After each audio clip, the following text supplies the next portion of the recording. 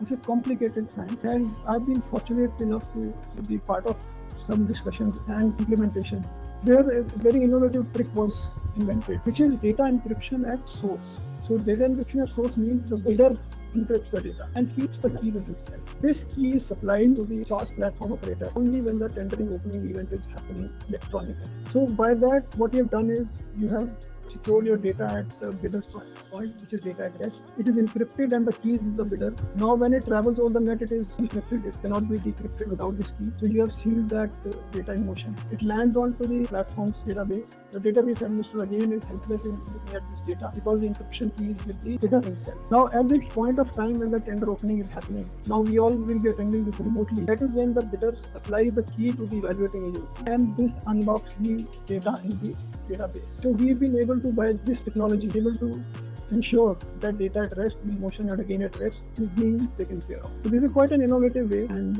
we all know that public key infrastructure supports data protection in motion, but it doesn't protect the data protection at the SQL level on the platform side.